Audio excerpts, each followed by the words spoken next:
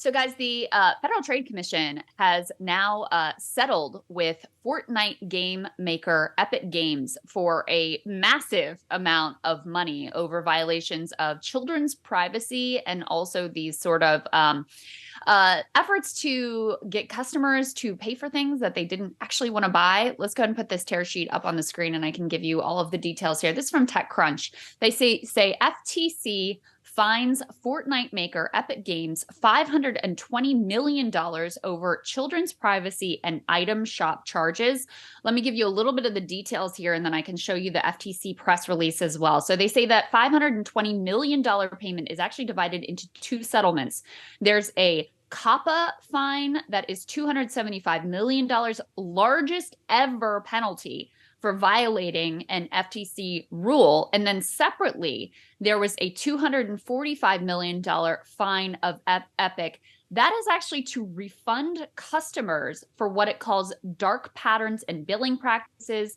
Epic says that they're going to pay both of these fines, the latter of which will be the FTC's largest ever refund amount in a gaming case. So if you are a Fortnite player, you might be eligible for a refund from this $245 million fund.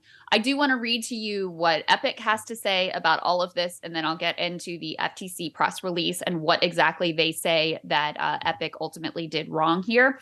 So Epic says statutes written decades ago don't specify how gaming ecosystems should operate. The laws have not changed, but their application has evolved and longstanding industry practices are no longer enough.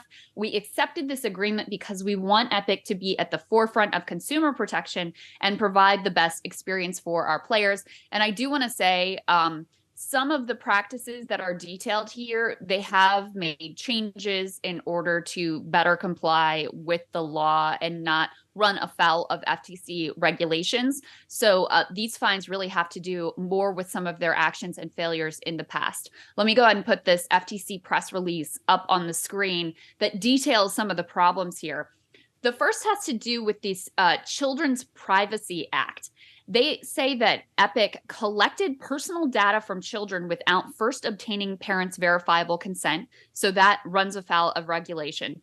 They also say that since Epic settings enable live on by default text and voice communications, Epic was matching children and teens with strangers to play Fortnite together. And they harm children and teens in the process. They say children and teens have been bullied, threatened, harassed, and exposed to dangerous and psychologically traumatizing issues such as suicide while on Fortnite. And I read through this entire complaint. Effectively, what was happening is, if I'm not a gamer, so forgive me for sounding like clunky and cringe in describing this, but when you log on, you are sort of automatically put into these chat rooms and ability to talk directly to players that you're playing with or playing against.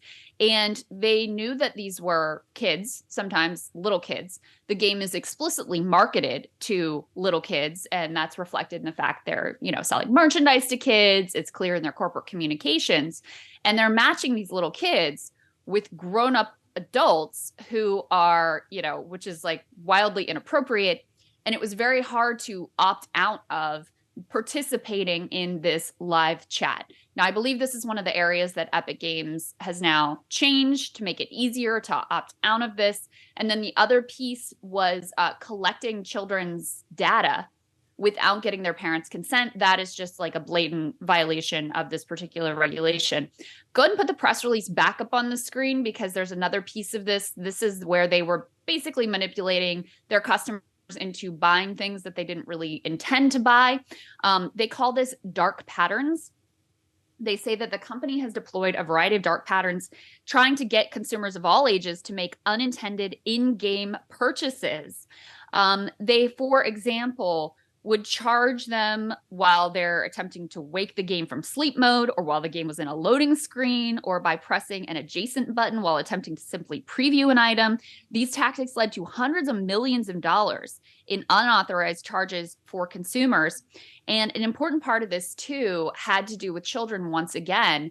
Basically, once they had gotten their parents' credit card information entered in once, they could just press a button and continually charge their parents' credit card without the parent having any idea and it was very easy to do. And in fact, sometimes it would happen without you even intending to buy whatever you were buying.